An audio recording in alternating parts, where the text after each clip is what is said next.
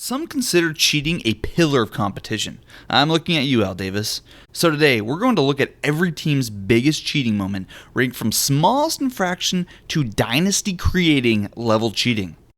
So far, the Rams are the cleanest team in the NFL.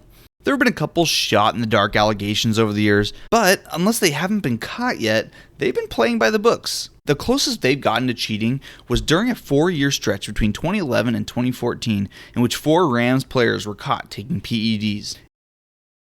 In a 2014 game against the Bucs, the Bengals held a 14-13 lead in the final minute of the game. The Bucs then completed a long pass to get within field goal range, but right before they spiked the ball, Bengals coach Marvin Lewis threw the challenge flag. But this was illegal under 2 minutes. After a short discussion, the refs granted the challenge anyway, found the Bucs had 12 men on the field during the play, and the Bengals won the game. Probably more of an embarrassing mistake by the grounds crew than actually cheating, the Jaguars had painted arrows next to the numbers facing the wrong direction for a portion of the field. It's hard to devise a way in which this would have benefited the Jaguars, and the final score certainly doesn't help as they lost 23-10 to the Saints. The NFL does not take tampering lightly, so they stripped the Chiefs of a 3rd and 5th round pick because the team had contacted Jeremy Maclin in the 2015 offseason. This would rank higher, but the Chiefs spoke with Maclin during the legal tampering period. The rules technically only allow teams to contact agents, not players, so it's a little ticky-tack. When the Panthers traveled to Minnesota in 2014 to take on the Vikings, they probably weren't too happy to be playing in record low temperatures, but that's exactly what they got when the stadium recorded negative 12 degrees. Because the conditions were so extreme, the Panthers had their ball boy heat their footballs by the Vikings bench, which is against the rules. While the NFL didn't give the Panthers any punishment, they did issue a league-wide warning to not heat any balls. Speaking of ball manipulation, David Carr may have been the original Deflategate antagonist, as he admitted that when the Texans played in Denver in 2004, he claimed the Denver altitude increased the air pressure in the balls, so Carr had the Houston ball boy let air out. We have another admission of guilt as Falcons owner Arthur Blank admitted to pumping crowd noise in their stadium throughout 2013 and 14. As a result, the team was fined $350,000, lost a 5th round pick, and their team president was suspended for 3 months. The early days of the Pete Carroll Seahawks were riddled with highly questionable practices, including holding illegal practices. However, the sketchier thing that Carroll may have implemented was the use of PEDs. Carroll became the head coach in 2010 and helped lead the team to a Super Bowl in 2013. But between 2011 and 2013, the Seahawks had an astonishing 7 players get caught taking PEDs. In 2018, Cardinals GM Steve Keim was facing league punishment for a DUI incident. However, team owner Michael Bidwill suspended Keim himself before the league could take action. But Bidwill had a more elaborate plan in mind, as he also gave Keim and the team vice president burner phones so they could stay in contact during the suspension.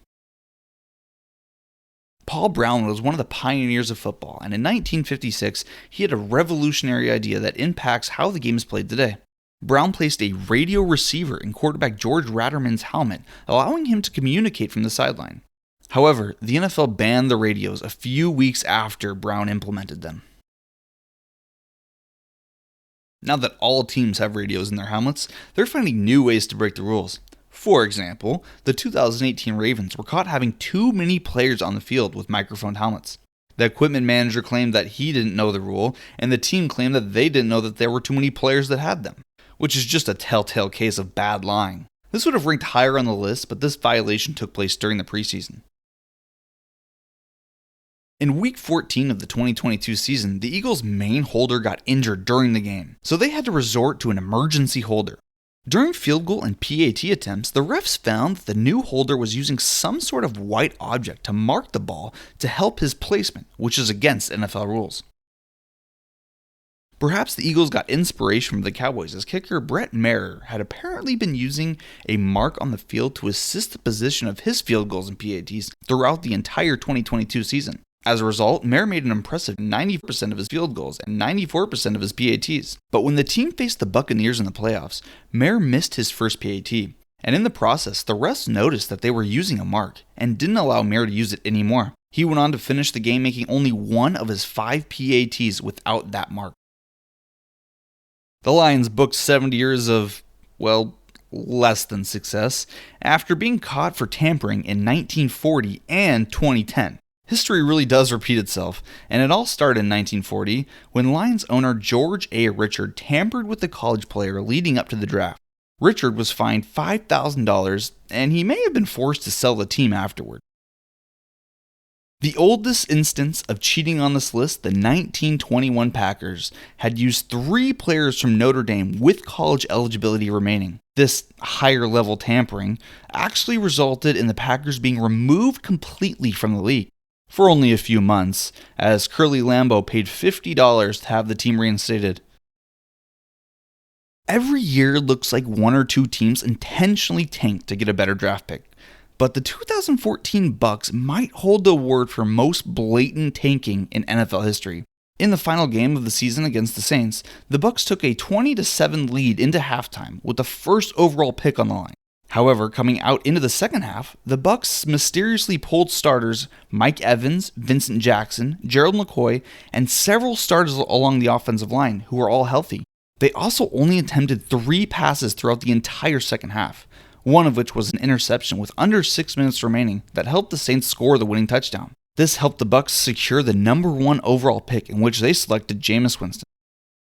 We're now entering the top half of NFL cheaters, but before we do, please take a second to hit the subscribe button to stay up with all the NFL videos I have on the way. When the, at the time, Redskins visited Dallas in Week 3 of 2011, they employed one of the most unique defensive game plans ever formulated. They had their defensive line confuse the Cowboy center by yelling "hike" in a similar cadence as Tony Romo when he wasn't ready for the ball. This fake Romo snap is not only illegal in the NFL, it also caused Tony to fumble 5 times. For reference, Romo only fumbled 6 times the entire 2011 season, which includes the 5 that game. In a 2016 matchup against the Cowboys, Eli Manning's communication system malfunctioned, limiting the Giants' ability to quickly call plays on offense. Giants coach Ben McAdoo improvised by using a walkie-talkie to communicate with Eli. Of course, this is against the rules, but more than that, the NFL has a rule in which coaches are not permitted to communicate with quarterbacks in the last 15 seconds of the play clock, and wouldn't you know it, McAdoo's walkie-talkie stunt violated that rule as well. The Bears probably have my favorite cheating moment in NFL history, as there have been reports that in the 50s and 60s, head coach George Halas would put itching powder in opposing teams' uniforms. Long before the Saints' Bountygate scandal, we had Chris Carter, who publicly admitted to putting bounties on opposing players who took cheap shots on him. Carter claimed that this action was justified as an eye-for-eye sense of justice. Of course, he didn't admit it until long after he retired, so neither he nor the Vikings received any punishment. Buffalo is well known to produce some great football weather games. Just ask LaShawn McCoy. Well, Stephen Moore, the Bills' special teams coordinator in 78 through 82, admitted he took advantage of this weather during a game against the Patriots, in which Moore would have the east tunnel door of the stadium opened, creating a wind tunnel while the Patriots were punting. Speaking of bad Buffalo weather, in 2017, the Colts went to Buffalo on a particularly snowy Sunday. These blizzard-like conditions may have stopped the two teams' offenses, but they didn't stop the Bills fans from selling out the stadium. Shout out to you, Bills fans. More than the offenses, the kickers had a particularly hard time in this game. Future Hall of Fame kicker Adam Vinatieri missed a 33-yard field goal early in the game, a miss that had the Colts punt from the Bills' 32 later on. Well, the game stood at 7-0 Buffalo for almost the entire second half, until the Colts found themselves in the end zone with 1:16 left in the game. The Colts trotted the kicking unit out there to attempt to tie the game. However, they weren't alone. They were accompanied by about a half dozen or so Colts employees who helped the players kick snow away. The refs swiftly pushed them off the field, but it was too late. Then Terry's kick tied the game. In Week 14 of the 2010 season, Jets strength coach Sal Alassi intentionally tripped Dolphins gunner Nolan Carroll by sticking his knee out when Carroll was running down the sideline. After the game, Alassi confessed and was consequently suspended for the remainder of the season and received a $25,000 fine. The story of the 1963 Chargers was beyond your average PED violation. The team was following a 4-10 record in their third season as a professional football team, so the Chargers head coach Sid Gilman took drastic measures to improve the team. That year, in the team's training camp, Gilman gave every player a steroid called Dianabol 3 times a day. The team wound up winning the AFL championship that year. Historians have agreed that half of the NFL rulebook was created due to the Raiders' experiments over the years. Stickum, flooded Oakland Coliseums, helium in footballs, and countless other unproven stories attest to that. Despite all that, the Raiders were never officially caught cheating. However, there was one story in the early 70s in which the visiting Chargers head coach claimed the locker rooms had been bugged. Al Davis responded saying, "The thing wasn't in the light fixture, I'll tell you that." Perhaps Davis was admitting to cheating, knowing it couldn't be proven. In 1999, the Jaguars finished the season with a league-leading 14-2 record. They later faced the division rival Titans in the AFC Championship game, only to fall to Tennessee 33-14. Apparently, the Titans' winning strategy was to steal the Jaguars' playbook before the game, and the culprit admitted it. After 5 years with the Jags, defensive end Ronaldo Wynn joined Washington in 2002. 2 years later, Greg Williams, who was the defensive coordinator for the 1999 Titans, also joined Washington. According to Wynn, when he met Greg Williams, he flat out admitted that the Titans won that game because he stole the Jags playbook. Don Shula, who won more games than any coach in NFL history, had a history of stretching the rules. One particular instance came during the 1983 AFL Championship game when the Dolphins hosted the Jets. The Miami area was experiencing monsoon-like weather leading up to the game, so Shula took advantage by refusing to place a tarp on the field. The sloppy, muddy, and wet conditions helped the Dolphins shut out the Jets' third highest scoring offense. Speaking of not using tarps during terrible weather before the AFC Championship game, the 1976 Steelers were hosting the Raiders in the AFC Championship. The days leading up to the game featured freezing and extremely wet weather in Pittsburgh. After the game, Al Davis claimed that the Steelers intentionally iced the field to slow down the Raiders' long passing game. Although they were never officially caught, the Steelers actually lost that game. The famed John Elway Broncos had committed a series of salary cap violations between 1996 and 1998. You know, when they won 2 Super Bowls. These infractions included deferred payments to Elway and Hall of Fame running back Terrell Davis. While the team claimed they gained no competitive advantage, the NFL issued several fines and took draft picks away.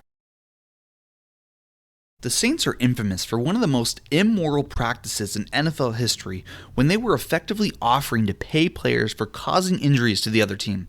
Bountygate went on from 2009 when the Saints won the Super Bowl through 2011. The Saints were issued a $500,000 fine, lost 2 draft picks, and had their head coach and defensive coordinator suspended for a full year. I think at this point we all know that this has to be Spygate. It was found that the Patriots were recording opposing team signals and had evidence going back to the 2001 AFC Championship game. Many still believe the Patriots were cheating against the Rams in the Super Bowl as well. As a result, Belichick was fined $50,000, the team was fined $250,000, and they lost their 2008 first-round pick. Are you surprised the Patriots weren't number 1? Well, let me introduce you to the San Francisco 49ers, who won 4 Super Bowls in the 80s. But would you believe that cheating helped establish their dynasty? That's right. The Niners had 3 different scandals during that time. Long after retiring, Jerry Rice admitted to spraying stickum on his gloves despite acknowledging that it was banned in 1981. But he wasn't the only 49er spraying illegal substances, as Joe Montana admitted that in the 80s, the offensive linemen were spraying their jerseys with a silicone spray to make them more slippery. Bill Parcells, who coached the Giants during this era, accused the 49ers of manipulating the rules that if a team's headset malfunctions, the other team must turn theirs off as well. So, as Parcells claims, during a playoff game against the Giants, the 49ers scripted their first few offensive drives, and they would then claim that their headsets weren't working. So the opposing defense had to turn theirs off too, making it more difficult for the defense to communicate. Is it a coincidence that the top 5 teams on this list have a combined 21 Super Bowl wins? Perhaps the old phrase, defense wins championships, should be replaced with cheating. Well, thank you for watching. Subscribe for more NFL videos.